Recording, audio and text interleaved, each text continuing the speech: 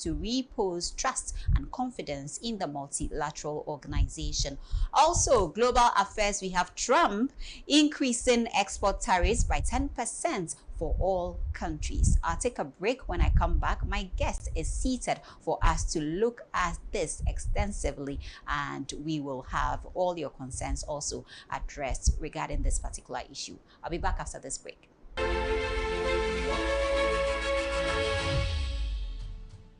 Welcome back. Now let's do South Africa-Ghana relations, and in this case let's focus on tourism. So South African Tourism Minister Patricia de Lille has called for close collaboration between Ghana and South Africa to boost revenue in the tourism sector. The minister, who paid an official visit to Ghana, also stressed the need for both nations to leverage on gains accrued from tourism, which is a huge contributor to economic transformation. I had the pleasure of sitting with her to discuss Ghana-South Africa relations and, of course, issues pertaining to Africa.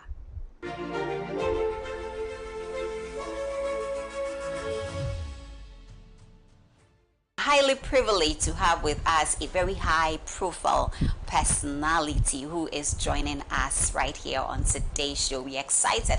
I am very excited when it comes to anything that has to do with Africa. And we are talking about African diplomacy. We are talking about what the continent is doing, the various exchanges, the interventions, the partnerships. We want to look at it by talking to the people who have been mandated to ensure that work is done for the development of the continent and the people. In this case, I have with me Honorable Patricia de Lille, and she is the Minister of Tourism for South Africa. Welcome to Diplomatic Affairs, Honorable. Thank you, my sister. It's good to have you on my show. Thank you so much for agreeing to speak with us. How have you been?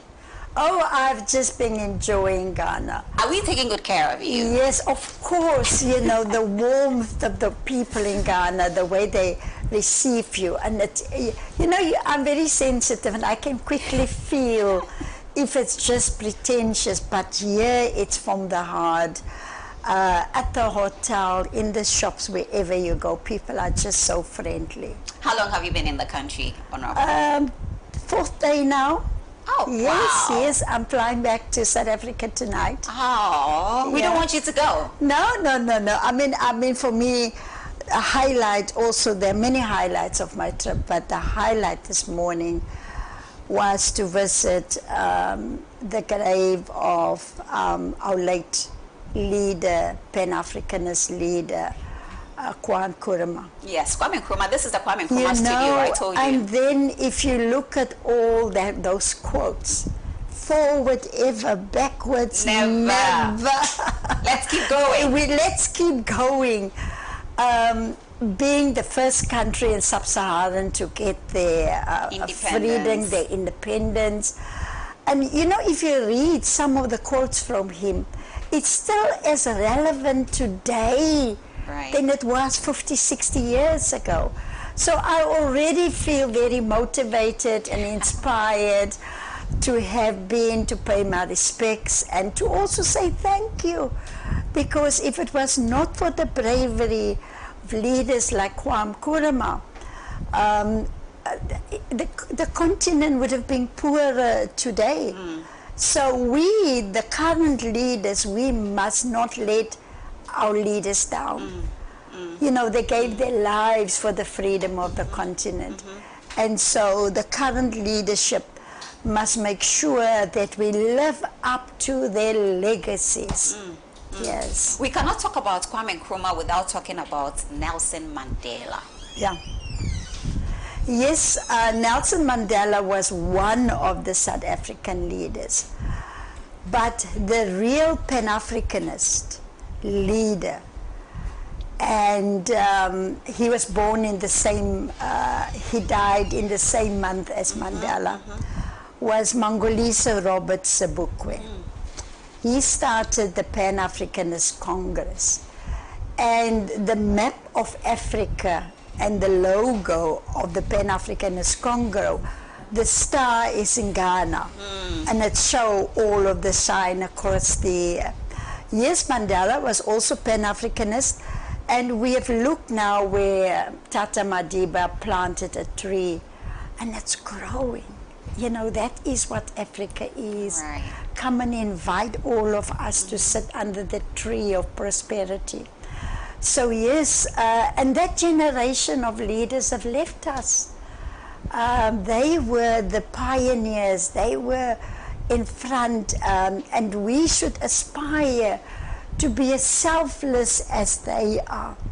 The late Mangolisa Roberts Bukwe said we need to serve, suffer and sacrifice. Serve, Suffer and sacrifice. Those are powerful. Powerful values, you know, for a leader. We know that your trip to Ghana is very strategic. Yes. And I know this is also in the interest of collaborating in the area of tourism. Let's talk about what South Africa is doing, because South Africa has taken the pace leading when it comes to driving the tourism industry. And I'm not just talking about South Africa's interests, I'm talking about the entire continent. And I'm referring to Indaba.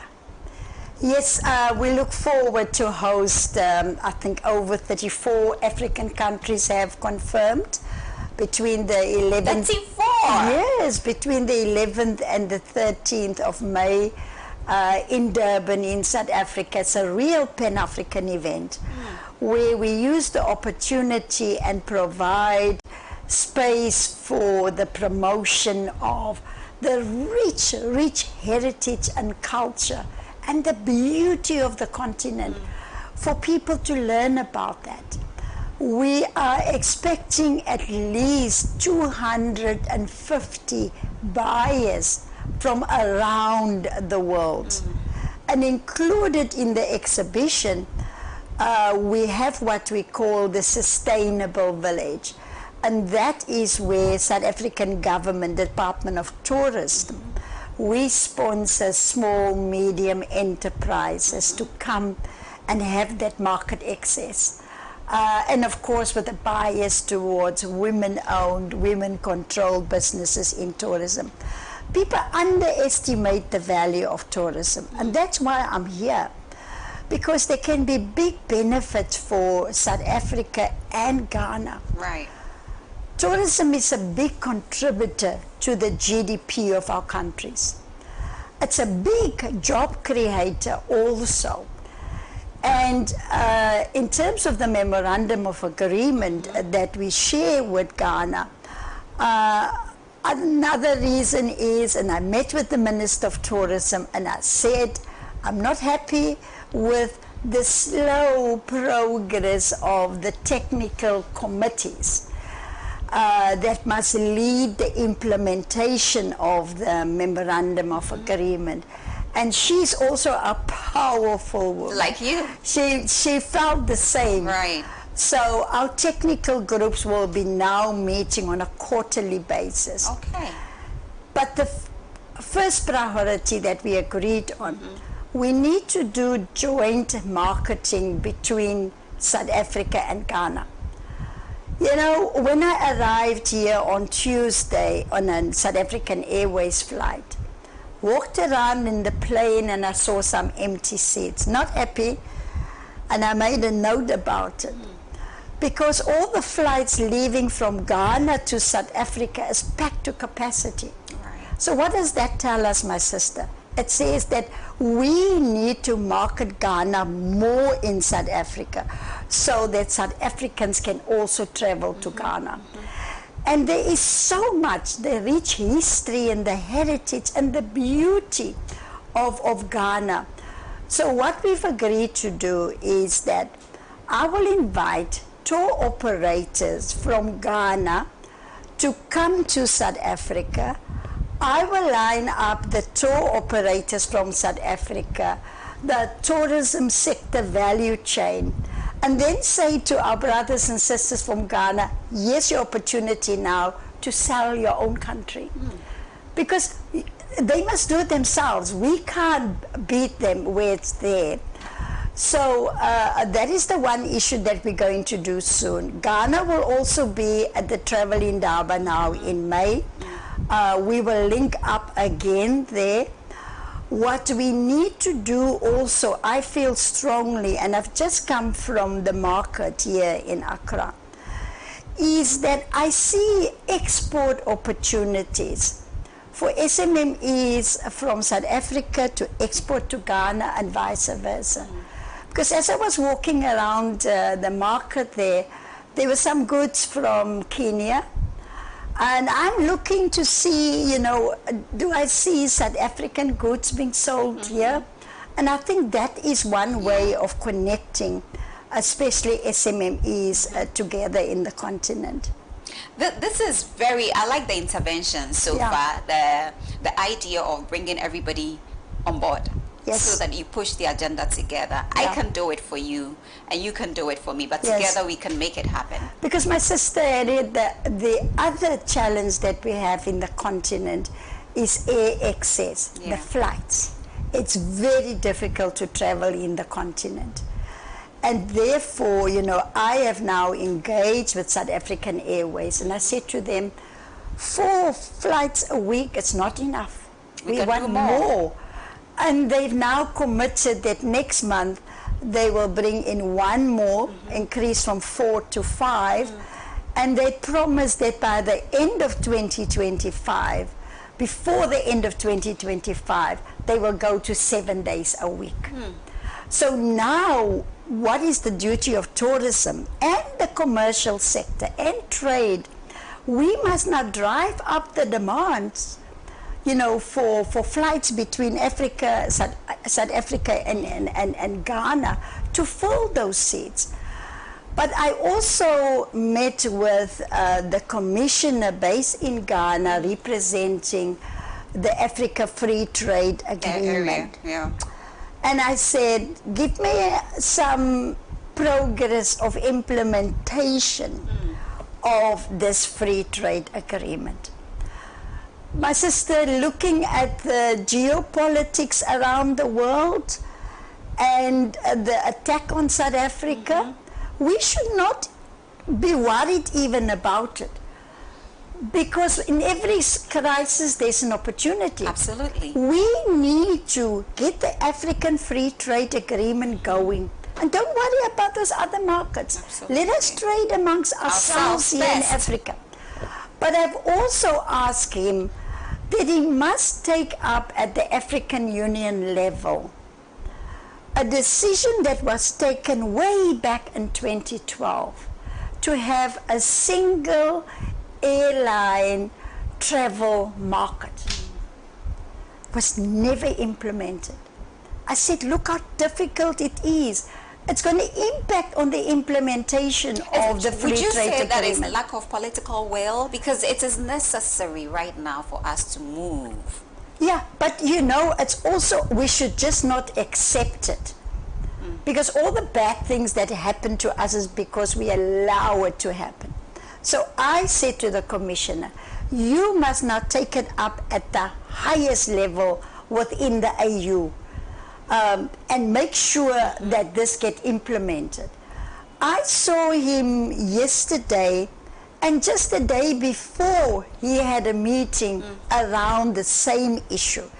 So hopefully, he said by May, June, they will make some announcements, because as South Africa, we've ratified that agreement. Yeah. And so did several other countries right now in Africa. We have more countries ratifying. So, but it's also up to the leadership of the African Union, you know, to inform the communities of our respective countries about what they decide there.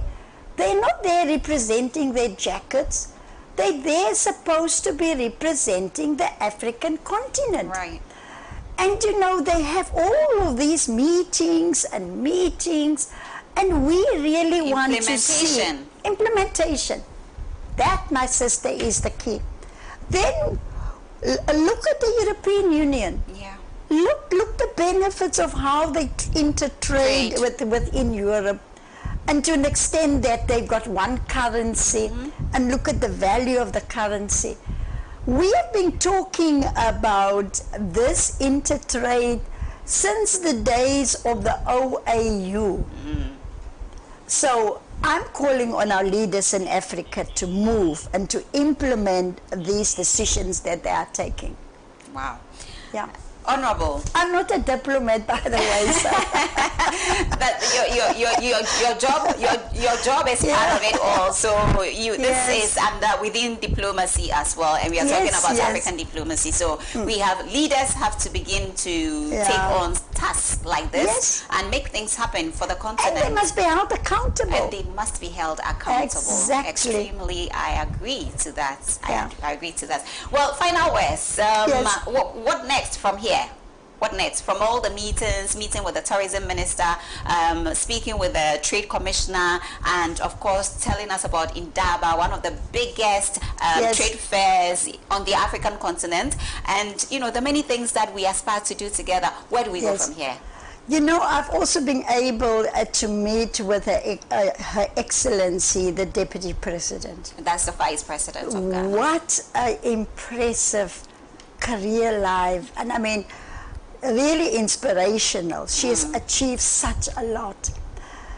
And engage with her around what we plan to do. And she gave her full support. And she will also give the President of Ghana a briefing about our meeting. And that is the kind of commitment that I would like to see us now taking forward. Of course, I must report back to President Cyril Ramaphosa within 7 days about what I did in Ghana. And then, my sister, it is follow up, implementation, and working together for the benefit of the whole of the continent. So, South Africa, we've sorted out the visas.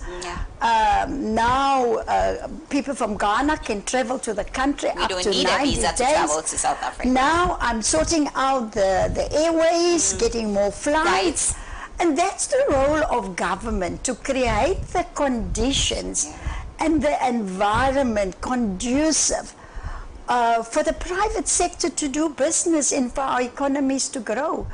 So I'm very happy with what we've achieved so far, and certainly when I meet with Ghana again in May, we will measure and see what more can we do.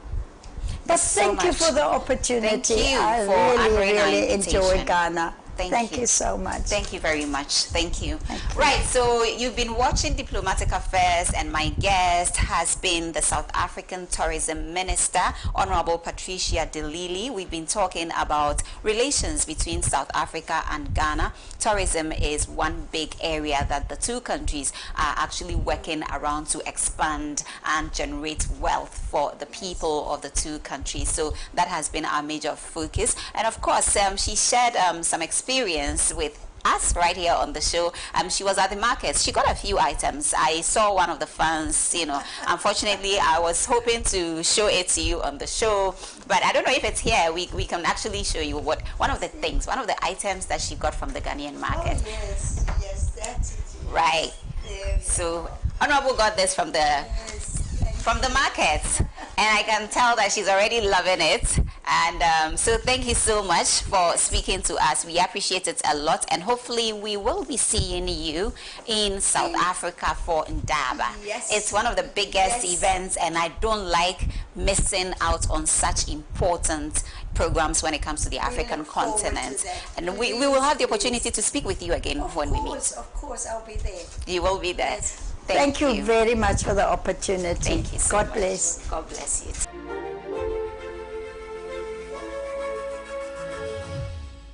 Welcome back. The show is Diplomatic Affairs. My name is Harriet Nati. Let's take you all the way to the United States of America. Now, the U.S. President Donald Trump has announced a new set of tariffs, setting the stage for a sharp escalation in global trade tensions. The tariffs include a 34% levy on Chinese imports and 20% tax on European Union goods. Ghana has also been affected alongside key trading partners with the exception of Canada and Mexico. Now, this new measure is expected to attract retaliatory tariffs, but Trump remains defiant that this would generate billions of dollars and restore fairness to global trade. With us is Dr. Farid Arthur, and he is an African trade expert and, of course, the former national coordinator for the African Continental Free Trade Area, after joining us to discuss further regarding this move by the U.S. president. Doc, welcome to Diplomatic Affairs. How are you? Thank you. It's a pleasure to have you on the show today. It's my pleasure. Yeah. Right, so let's jump in already. Let's talk about this new move by the U.S. president. For me, I want to find out, what does this mean in the context of Ghana's economy? Okay. First, let's start from the beginning. Why would Trump do that? Trump is imposing tariffs perceived on the perceived grounds that America is not being treated fairly, it's not getting a fair trade agreement across the world. And so in Trump's own perception, the tariffs would correct that imbalance. What are tariffs? Basically, tariffs are taxes that you impose on imports or exports. And the essence is to try and regulate imports into your country and then to protect local industry. So obviously that is his end goal, to try and protect the American economy. But what is happening now is that he's taking it global. He has not been selective about it. It's almost like a universal tariff regime, which is likely, as you had indicated, to attract universal retaliation and therefore create a whole dislocation in the world trade patterns. Particularly for Ghana, what is the implications? Ghana exports mainly primary products to the U.S. economy. Our non-primary products are comparatively low. And so the net effect would be that over a certain period, it may make those primary products non-competitive on the U.S. market. But also, who are the importers in the U.S.? These are the factories, because we are that need our raw materials. And over the short term, these factories will not be able to easily relocate alternative markets, sources, and therefore, over the short term, its impact on Ghana would be negligible. That gives us very minimal. Yeah, very minimal. But that gives us some time. That gives us some time to already look at what happens when the American consumers, have found new alternatives to produce the same goods cheaper. And so that is where we are now. The impact currently may not be that felt, but we should already start thinking in terms of what we are going to do in terms of a response. Yeah, and I think I would end here. Let's see how we go on that. Now, the African continent, like the European Union, for instance, we've seen that the EU leaders have mobilized, have come together, and they are looking at measures to actually move forward and not be solely relied on the partnership that exists between the EU and the United States of America. So I want to see, are we going to see African leaders also mobilize? Because this is not something that can be handled only at the bilateral level. Are we going to begin to see African leaders also convene at the multilateral level and look at ways of using this to their advantage? Yeah, Harriet, you're very right. This is not a US-Ghana issue. It's let's say US Africa, and I dare say even US global. And so you find that all the global arenas are already re-strategizing how to combat this, how to respond. And it is in Africa's interest to also evolve a continental response more than going it alone. The continental response would do several things. Most importantly, it would solidify our answer and make sure that the response is couched in a way that will protect the African economy at large, and also to ensure that over the long term, it helps to promote growth internally. Because what is now going to happen is that if we cannot send our goods to other markets, to American markets, then we have to start looking for other markets. Right, alternatives. Alternative markets. And yes, there is the China market, there is the India market, there is the Asian market, the European market. But there is, most importantly, the African market, a 1.5 billion market that we need to start already beyond just the rhetoric, start looking at how are we going to penetrate and activate this market. So I believe that this measure, although it may not have been Trump's intention, rather would lead to a situation where we Africans should be able to go the next step to try and open up the market so that the African market, as we know it, is no longer a theoretical forum, but a practical forum for trading. In that regard, what it would require is a concerted action. And I would believe that like other African countries have been, other continental bodies have been looking at it, Africa must also act in that way. Leading this process should be the AU itself, where we need to convene as a matter of urgency, a forum to discuss Africa's response. And then, of course, Africa is a big continent, so regional responses, the sub-regional responses also need to be properly tailored so that it does not become counterproductive to our own selves. So I believe that, yes, you're right. Not just the ECOWAS, not just the AU, but ECOWAS, IGAD, and the regional, the SADC and all of them need to have some concerted approach towards responding to this. I wouldn't put it this challenge, if you want it that way. Right. So this is clearly going to change the global trading pattern. Is that right? It should, because this current pattern that we have, particularly with Africa, it links Africa, puts Africa at the bottom of the value chain in terms of developmental patterns. So Africa is the main supplier of all the raw materials. 80% of the world's raw materials comes from Africa, although we have only 3% of the value of the world trade. Everything that you are exporting from Africa has to go through the Western world. Through processing in the Western world, we do the raw materials here and there. Now, with this type of tariff, because our goods may cease to be competitive, it may be important for us to, not that it will be important for us to find ways and means of processing those things internally, which means to now focus seriously on industrialization. Right.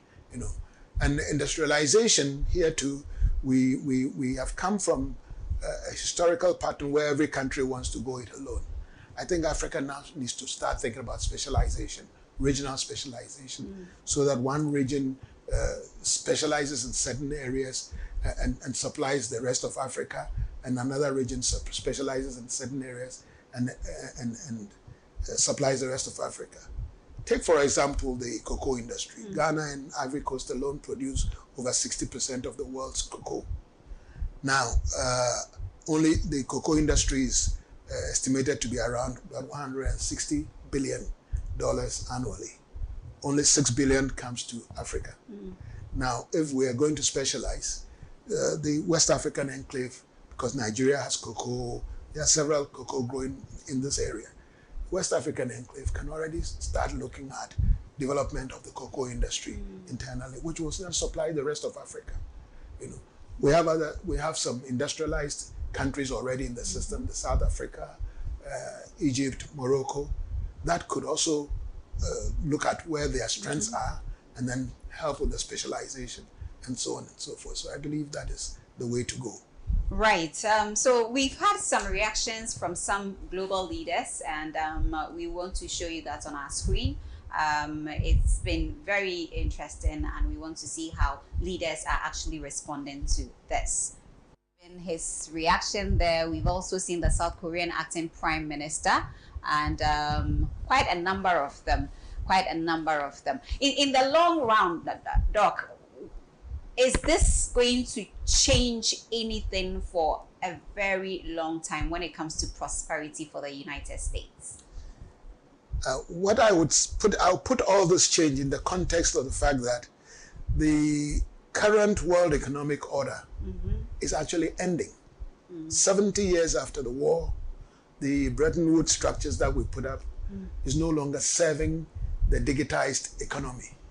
You know, a lot of things have happened over the last 2 years in terms of the economic impact of digitization, that the established systems that we have are no longer able to contain it.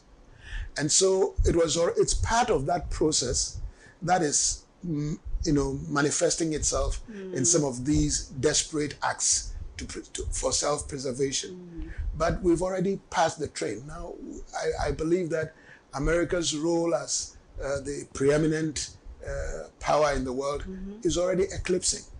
You know, other powers are arriving on the scene. The multipolar system is already here. Is there currently BRICS together control more of the world's resources than America and its allies, and so on and so forth. So you find that yes, in the long term, in the short term it may be difficult, but in the long term the world will have to reconfigure itself, and there will be, it goes through these things, but normally it normalizes. It's a phase that the world is going through. It's a phase that the world is going through. Well, thank you so much. My guest for this particular topic has been Dr. Fareed Arthur, African trade expert, and of course the former national coordinator for the African Continental Free Trade Area. And he has been sharing his expertise on this new measure by Mr. Trump, the U.S. president. Thank you so much, Doc. It's always a pleasure to have you. My pleasure.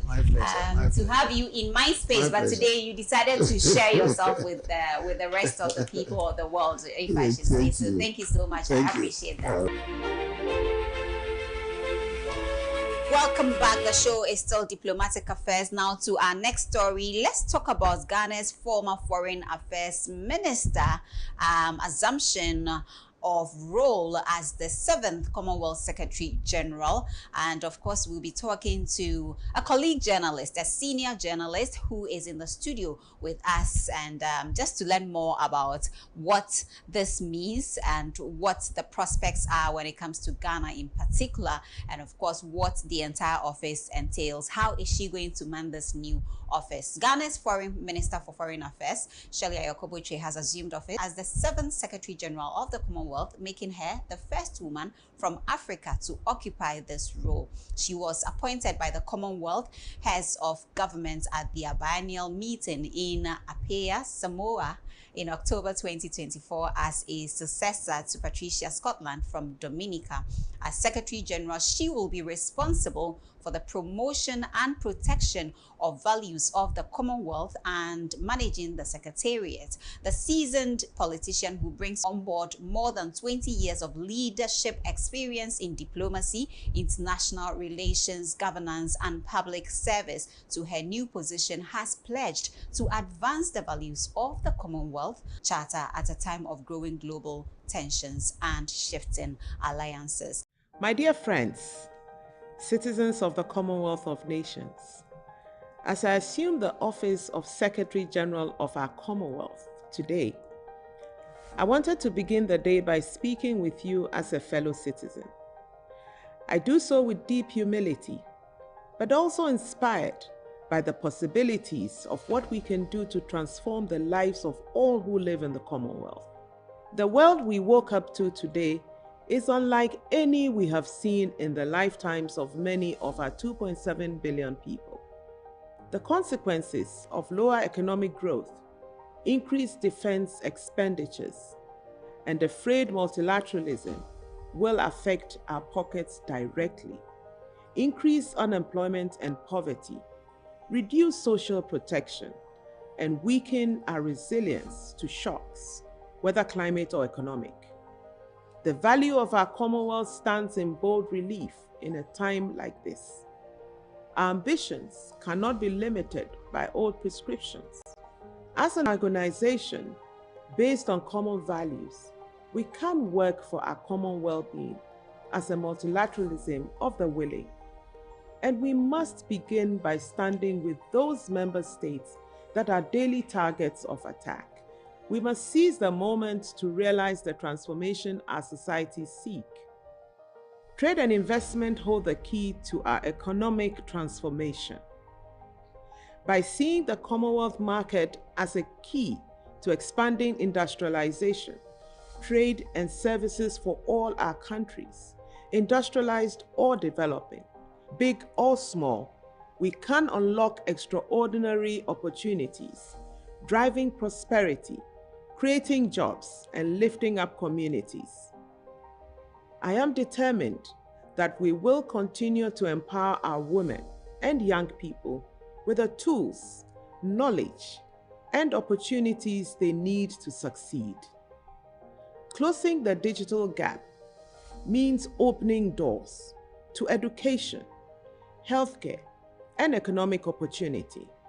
It is also the moment for innovation and strategic partnerships, especially with the private sector and research institutions in the face of the greatest challenge of our times, climate change. For so many of our member states, the impacts are already devastating. Our response must be bold, urgent, smart, and united for a green and just future.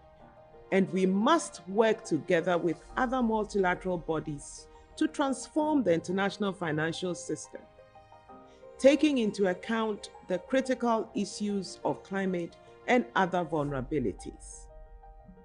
Let me conclude on a personal note. It is a great honor to be the first African woman to serve as Secretary General. As a daughter of Ghana, the first African country to join the Commonwealth, I feel a deep personal connection to our family of nations. As I take on this role, I do so with profound optimism and unwavering belief in what we can achieve together. With the support of our team at the Secretariat, drawn from all across the Commonwealth, I will work every day to honor and repay the trust and confidence which has been placed in me. The challenges we face are real and serious, but together we are more than equal to them. Sustained by the values that bind us, democracy, good governance, peace, human rights, and equal opportunity for all, we will build a future in which opportunity, dignity, and prosperity are within reach for all. So let us move forward with purpose, with courage, and with an unshakable commitment to a Commonwealth that truly thrives together. Now, joining me in the studio is my senior, Ruben. Ruben, how are we today? We're good. We're good. I like the energy. Now, let's get to it already. Former Ghana's Foreign Affairs Minister. We've been following since she was a candidate alongside other candidates. Eventually, she was able to sail through. Finally, she's here. We've been waiting for this day for a while now, and we are happy to know that she is beginning her tenure or tour of duty as the seventh Secretary General of the Commonwealth. Now, with Ghana, looking at where she's coming from, we've talked about this before, but now that reality has set in, as in her taking on the role finally, does this change anything when it comes to what Ghana stands to benefit? Well, the Commonwealth is made up of 56 member states, be it industrialized or developing. She has to leverage on her occupancy of the position to make sure that she repositions the Commonwealth to benefit all the member states. And for Ghana, we should count ourselves lucky or blessed because she is going to represent our interests and make sure that we also contribute to our quota so far as geopolitics is concerned. But before I take time to, delve into this issue, I think we'll need to educate our cherished viewers on what the Commonwealth is and Right. I mean what attributes should come on board so far as she's occupied the position of the Secretary General, which is the principal administrative officer of the organization. The Secretariat was constituted in 1965. And if you look at the history of the Commonwealth, whoever occupies that enviable position is entrusted with three responsibilities. The first of which is promoting the interest of the Commonwealth, and the second of which is representing the Commonwealth publicly at international fora and conferences. And the third is management of the Secretariat. But in 1965, the first occupant was one Arnold Cantwell Smith from Canada. So he served from 1965 through to 1975. Then after him came Sir Shridat Rampal from Guyana. He occupied the role from 1975 through to 1990. Then for the first time ever, we had an African from Nigeria, Chief Eliezer Chukwu Emeka Anyauko, who occupied the position from 1990 through to 2000. And during that era, the Commonwealth was embroiled in some controversy because Nigeria ended up being suspended because of the Abacha regime. The Abacha regime gained notoriety for human rights violations when on 10 November 1995, Ken Saro-Wiwa, who you know, led the movement for the survival of the Ogoni people, he led that advocacy, was hanged. And you know, the Abacha regime had also courted, you know, the fury of the West by interfering in the due democratic process. So Nigeria was suspended. So he served from 1993 to 2000. Then after him came Don Charles Mackinnon. At a point, he was the Prime Minister of New Zealand. So he served after Emeka Anyauko. Then we had Kamalesh Sharma from India. Then after Kamalesh Sharma from India, we had Baroness Patricia Scotland from Dominica, the first female occupant of the NVP position. Right. She served from 2016 through to 2025. And so, on April 1st, Shelley Ayoko assumed, yes, the second female and the second African, yeah, to occupy the enviable position. So for me, I'm happy as a Ghanaian because it reminds me of when the late Kofi Annan assumed office as Secretary General of the Commonwealth. Though he was the second African after Boutros Ghali of Egypt, he vied for the position with people who were from the Francophone bloc. And he was the only Anglophone who emerged victorious. Now back to the business of the day. I think that we know Shelley's, experience. Vast experience as a diplomat and a politician. And she's someone who has a well-known passion for accountable governance. So I expect her to liaise with member states of the Commonwealth to build a resilient society. You know that in our part of the world, there are so many blocks. Besides the Commonwealth, we have the North Atlantic Treaty Organization, we have the EU, we have UN, and now there is BRICS. So besides all these, global organizations, what are you going to do differently to make sure that the Commonwealth of Nations stands out? Constituting 56 member states. Right. What are you going to do differently? So, in addition to that, I expect her to promote economic transformation. But how will she be able to achieve that? She has to bring everybody on board. Right. And this can be best achieved through increased trade and investment. With the emergence of digital technology, now there is artificial intelligence all over. She has to leverage on this to create employable opportunities for the youth. So that in our part of the world, a chunk of the youth who are skilled entrepreneurially and creatively will not be tempted to join the Exodus bandwagon and seek greener pastures elsewhere. So essentially, these are the three things I expected to prioritize in her tenure as the 7th Commonwealth Secretary General. Okay, so I think that work has just begun for the Secretary General of the Commonwealth, and all eyes are on her. Expectations are very high. When you talk about Ghana, I want a fair treatment, for all member states of the Commonwealth. And I think that there's a lot of work to be done when it comes to Africa, for instance, the youth. We have so many young people who have not been actually we have not created that kind of environment for them to thrive and share their, the skill, the knowledge. We need to be able to begin to do that. And it's one of the areas that she's very passionate about. When you listen to her, I think, introductory speech, she has really highlighted that on number of occasions. We are hoping that this will be one of the areas that she quickly does something about together with her office. So yeah, we are wishing her well. Of course. And she's going to serve for a term of 4 years. 4 years. Renewable. Renewable. So let's see her going beyond the fourth, so that she will be like the late Kofi Annan. Renewable. That is if she performs very well, excellently. Kofi Annan, who also served for 2 terms as well. Yes. All right. Well, thank you very much, Ruben Ado, for joining us on this, sharing your expertise with us on this particular topic. We appreciate it a lot. Ruben is a senior journalist with Pan-African Television and also co-producer for Diplomatic Affairs right here. And so thank you once again for joining us on the show today.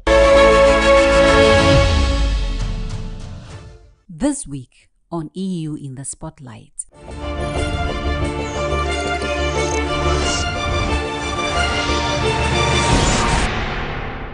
Hello there, welcome to Diplomatic Affairs. Briefly, I'll be speaking to the Dutch ambassador to Ghana. It's all about the Youth Sounding Board initiative. This is being done with the European Union in partnership with the Dutch embassy also, and we would like to know the role the embassy of the Netherlands plays when it comes to this particular initiative. When we talk about the Youth Sounding Board, briefly, just so anybody can relate to what exactly this seeks to achieve, what are we talking about? We're talking about a group of 25 young people that we are now calling for young people to apply for that position. So we have 25 positions in a sort of an advisory board to both the European Union delegation in Ghana and to the Netherlands embassy in Ghana. And also with links to youth sounding boards in Brussels, the headquarters of the European Union, and in The Hague, the headquarters of the Netherlands government. So we are looking for young people that can advise us on improving our policies so that there are better outcomes for young people. For the Netherlands embassy, we're mainly focusing on the agricultural sector, because still we see that Ghana is importing a lot of agricultural products from Europe, but also from Sahel countries, from neighboring countries like Togo. So agricultural production is more efficient and better there than it is being done in Ghana. And we see so much unemployment in Ghana. So why is there not an efficient agricultural sector in Ghana? So we're working on that in terms of horticulture and also in cocoa.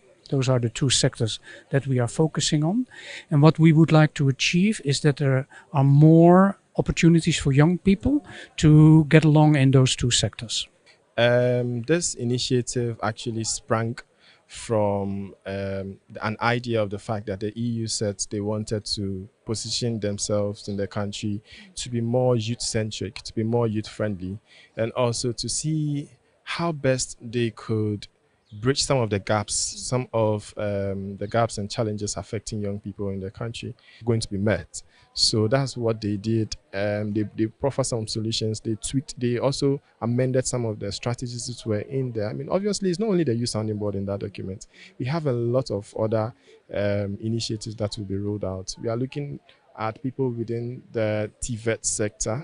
We are also looking at people within, the influential level sector. So we have our vloggers, our bloggers. We have, people within the art sector too as well. So it is a robust document that seeks to have everybody's interest, considered in that document. So it's an initiative by the past European Union Commissioner for International Partnerships, Madam Jutta Opilainen, to listen to the voices of young people in the partner countries of the EU, and then to get our opinions on what we think should be done and how we think things should be done on issues relating and that matter to young people. For our cohorts, we actually even decided to go a step beyond to bring to the table our inputs on matters that do not directly affect the youth, but then we also have have opinions on, because most of us are experts. So we might have ideas on things that might not necessarily be youth problems, but we would also be able to contribute to them. So it's the problems of the youth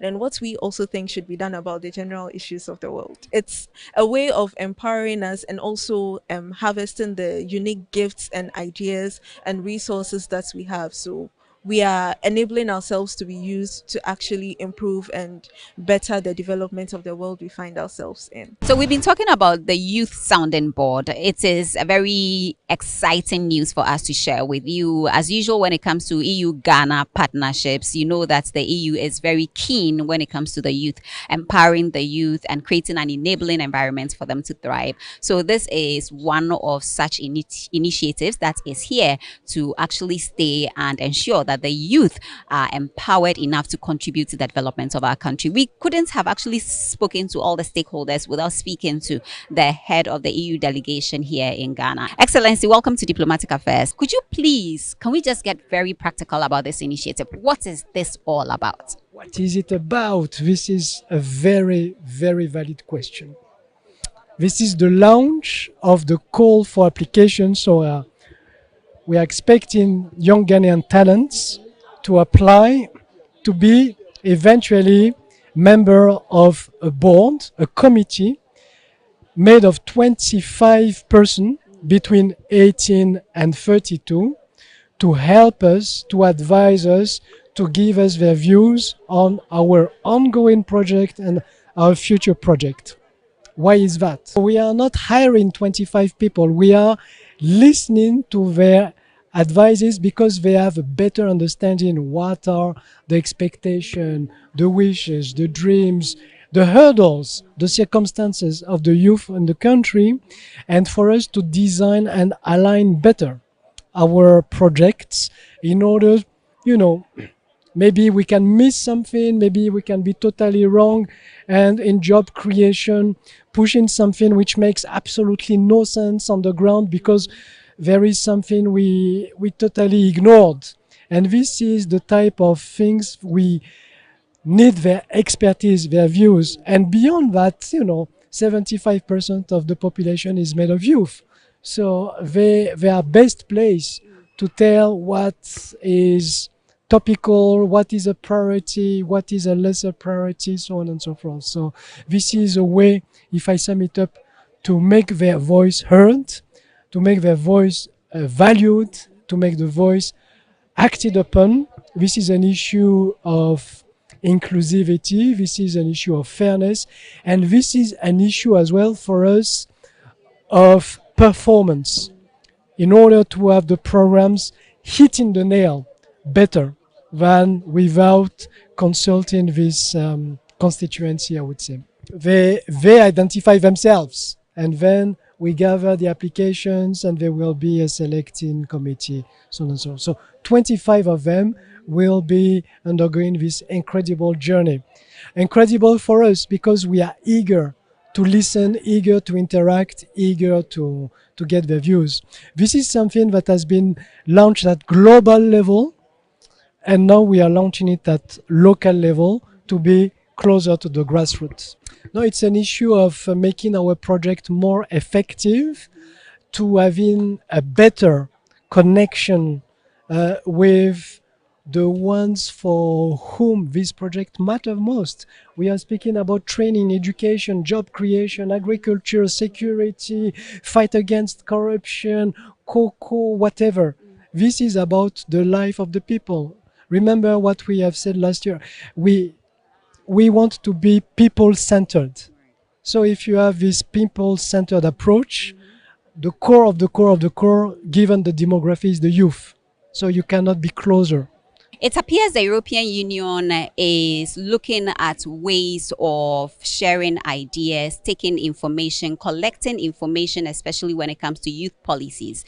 What they want to do is to be youth-centered. They want to involve the youth. They want to bring the youth to the table. They want to empower them as the future leaders for tomorrow. And so this approach is one of the approaches that they have adopted to get the youth to the table give them a seat so they can also share their ideas. By doing so, they actually are able to tell what the challenges are, what the impediments are, what the hurdles are, and how can we collectively actually put this or consider this in our policies so that you can also benefit when it comes to government and then EU relations, or Ghana and then European Union relations. So the EU is being very deliberate. And of course, this is the kind of partnership that we need in order to advance to the next stage when it comes to our aspirations as a country. We believe in the reach of this program, and we want the youth, as you said, to have this seat at the table. I think this is a good image.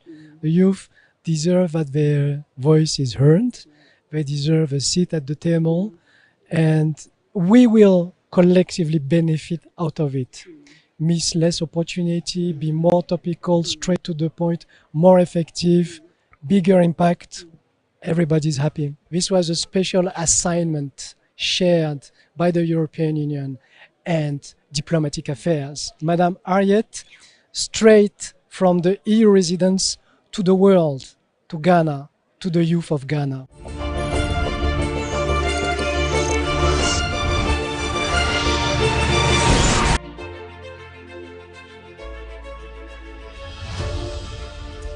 Well, all too soon, this is where we bring today's episode of Diplomatic Affairs to an end. My name is Harriet Nate. It is always a pleasure to have you join us on issues pertaining to diplomacy and international relations. Enjoy the rest of our programs.